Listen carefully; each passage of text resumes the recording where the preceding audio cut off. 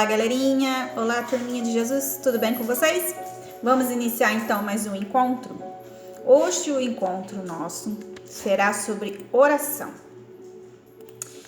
Jesus rezava muito e, como nós podemos ver nos evangelhos, ele ficava até noites inteiras rezando em oração, a sós, ele e Deus. Quando a gente fala em oração, o que vem em nossa mente? As orações que nós conhecemos, né? Ave Maria, Salve Rainha, o Anjo da Guarda, o Pai Nosso. E a oração, às vezes, é muito mais do que isso. A oração é um momento seu e de Deus. É um momento seu e com seu melhor amigo. É um momento seu e com aquele que mais te ama. Às vezes nós geralmente fazemos a oração quando estamos aflitos ou quando estamos tristes, normalmente para pedir alguma coisa, mas nós devemos orar também para agradecer. E os discípulos na época de Jesus ficavam, observando ele todas as noites, num lugar tranquilo, sozinho, em oração. Então eles decidiram pedir a Jesus que os ensinasse a rezar. Eles queriam aprender com Jesus fazer a oração. E foi em um momento que Jesus falou para eles que iria ensinar, e ensinou então a oração que nós fazemos todos os dias, que nós fazemos nas missas e que é a primeira que vem em nossa mente quando falamos em oração, que é o Pai Nosso. Vamos agora para a liturgia de Mateus, capítulo 6, versículos de 9 a 13. É o momento em que Jesus ensina o Pai Nosso. E daqui a pouco a tia volta para a gente continuar conversando. Meus queridos irmãos e irmãs, o Evangelho de hoje nos fala da oração, a oração por excelência, o Pai Nosso. Você se recorda que na Quaresma nós temos as 3 obras quaresmais, que é o jejum, ou a penitência, a esmola, ou a caridade, e a oração.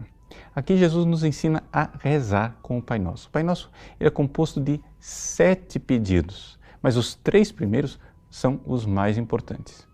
A oração começa dizendo, Pai Nosso que estás nos céus. Isso é simplesmente sua profissão de fé, não é pedido nenhum. Que diz assim, santificado seja o vosso nome.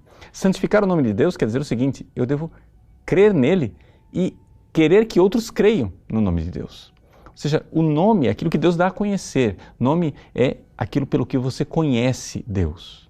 Santificado seja o vosso nome, quer dizer que Jesus seja conhecido, seja glorificado. Aqui trata-se de glorificar e reconhecer a presença de Deus em Cristo.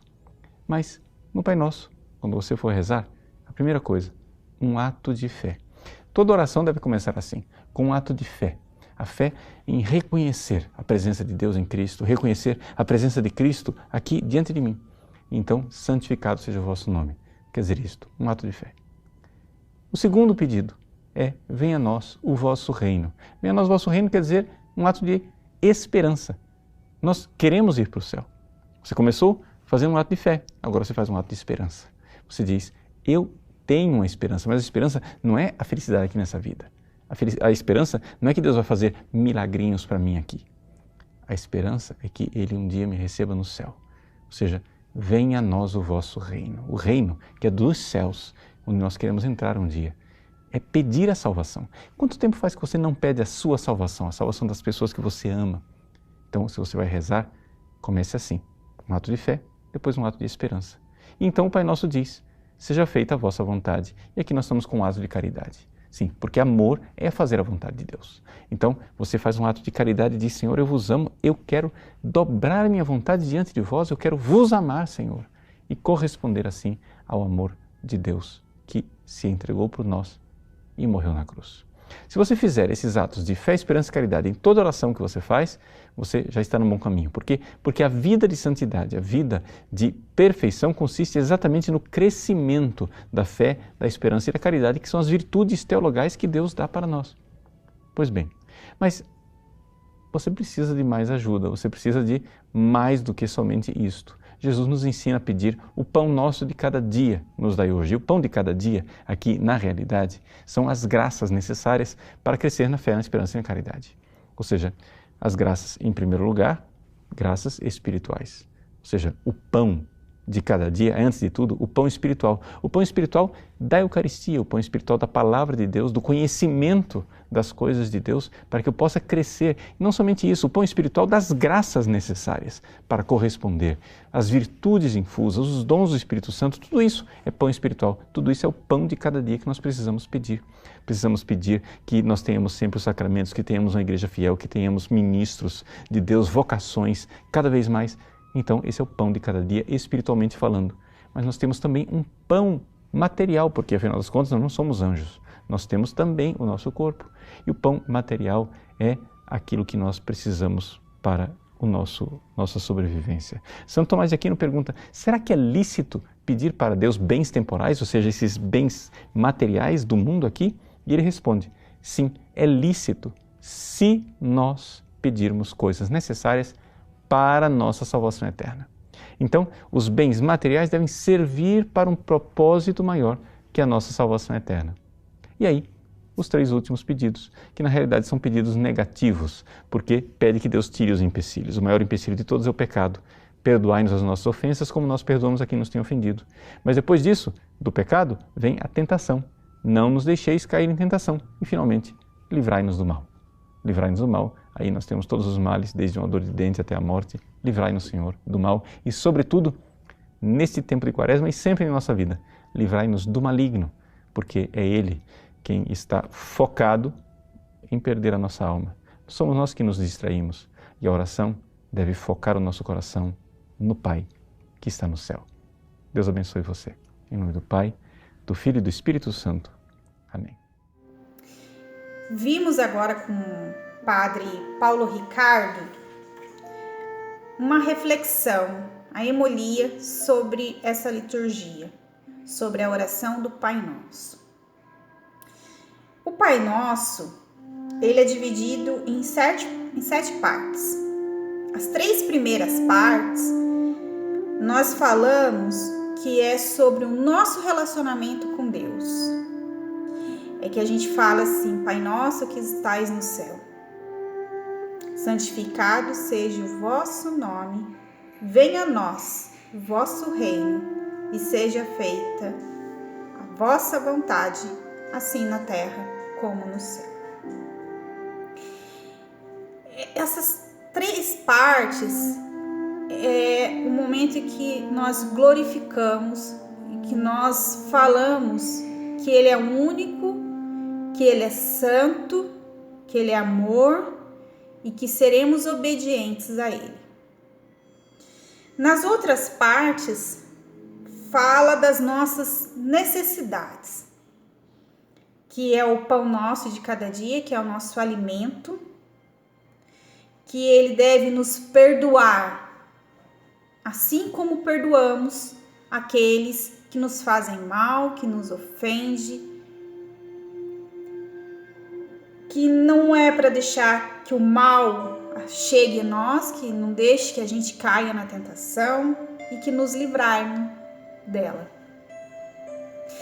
Vejam que na parte de uma necessidade nossa, né, a primeira que é primordial, que é nos alimentar, não é alimentar só o nosso físico, mas é alimentar a nossa alma, o nosso coração.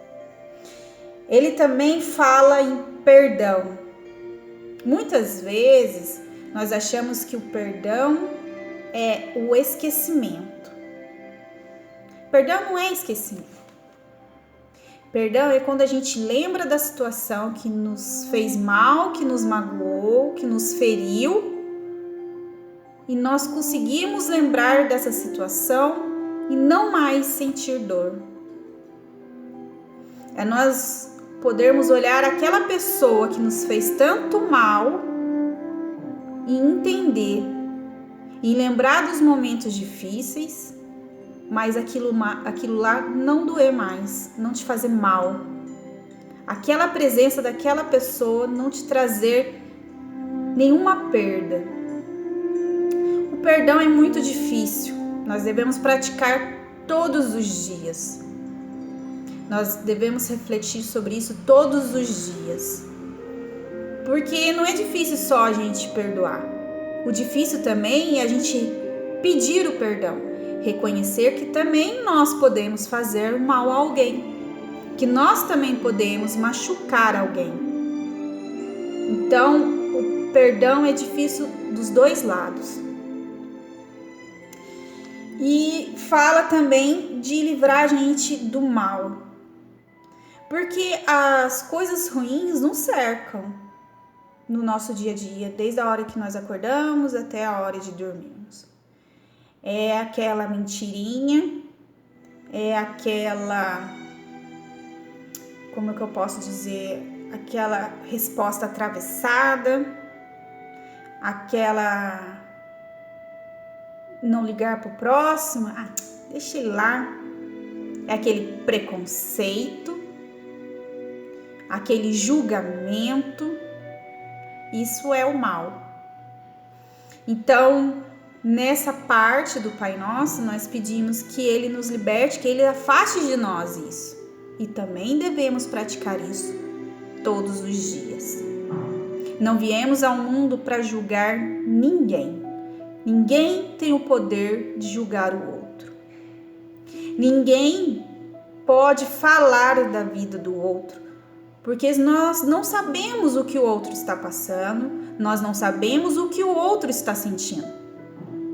E se a gente não quer que ninguém faça isso com a gente, nós também não devemos fazer a ninguém. Então, a oração do Pai Nosso é uma oração que nós devemos refletir e devemos analisar cada trecho dela e nos colocar na nossa posição de pecadores, de pessoas que estão em crescimento, de pessoas que estão tentando ser melhores a cada dia.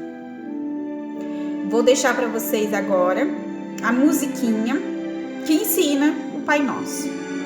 Espero que vocês pratiquem o Pai Nosso, assim como vocês praticam a oração da Ave Maria, o sinal da cruz, todos os dias. E vou deixar para vocês também a atividade da página 68 e 69 e 70. Façam as atividades, tirem foto e mandem para a tia. No final dessa semana, estarei realizando a revisão deste capítulo, para que na próxima semana nós possamos iniciar um capítulo novo, certo? Então, tenham uma boa semana, reflitam, conversem com a sua família, procurem o entendimento. Assim, nós iniciamos a nossa caminhada da família com a catequese. Beijos, até semana que vem. Pai nosso que estás no céu, santificado seja o teu nome. Venha a nós o vosso reino, seja feito